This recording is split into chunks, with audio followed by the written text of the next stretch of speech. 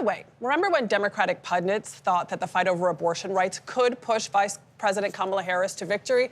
Well, they're now thinking again, because voters who wanted expanded abortion access did not necessarily think they had to vote for Harris. Here's how we know this. Measures to expand or protect abortion access were on the ballot in 10 states last Tuesday. They passed in 7, and 4 of those states went for Trump, despite the fact that he takes credit for the reversal of Roe versus Wade. That means many people split their votes. The exit polling says it all. In the battleground states of Arizona and Nevada, for example, nearly 2/3 of voters in each state backed abortion rights measures, but far fewer, around 47% in each state, voted for Harris. In fact, roughly a quarter of the people in those states who voted for abortion rights, listen to this, also voted for Trump. And in Trump's home state of Florida, which he won with around 56% of the vote, 57% of voters supported a pro-abortion rights amendment. In the end, that amendment didn't pass because changes to Florida's constitution require a 60% vote. But that's a by the way for another day. For today, the takeaway is this. Americans showed they can be pro-abortion rights and pro-Trump at the same time.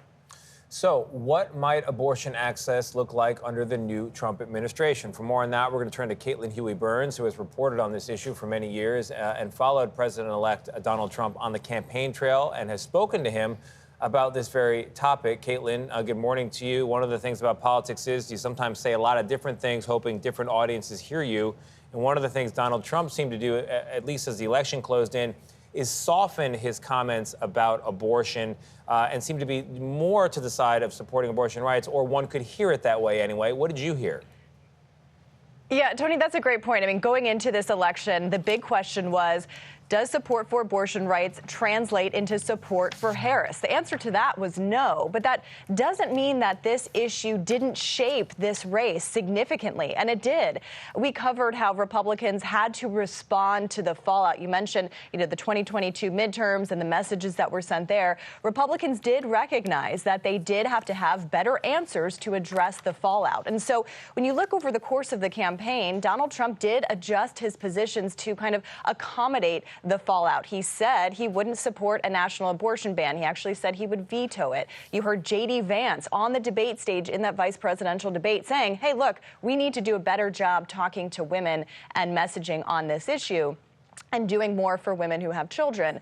You also heard him say that this is a state's issue. The RNC watered down their long-held platform in support of abortion bans. They decided not to support that.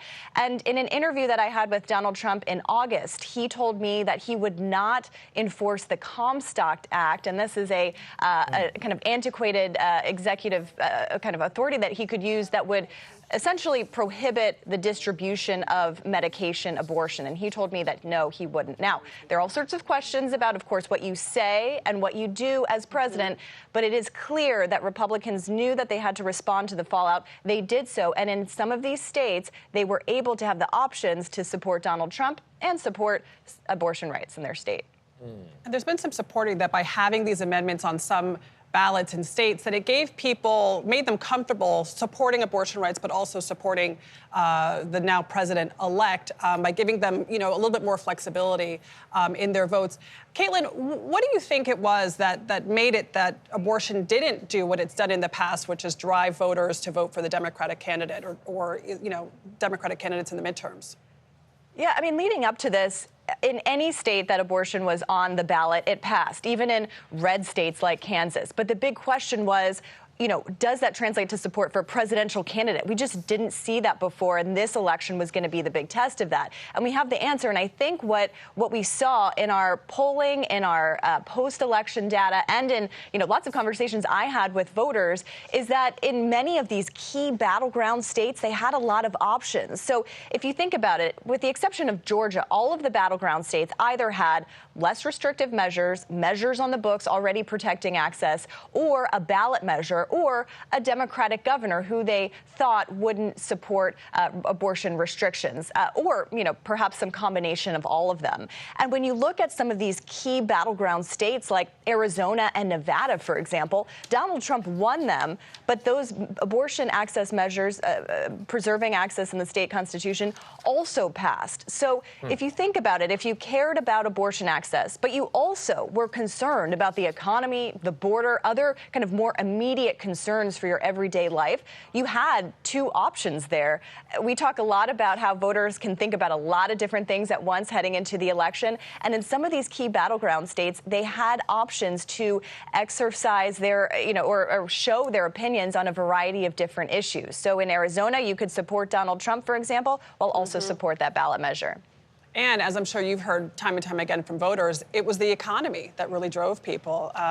As James Carville said, it's the economy, stupid. Yeah. And it seems like it still is. Caitlin, thank you so much. Thank you.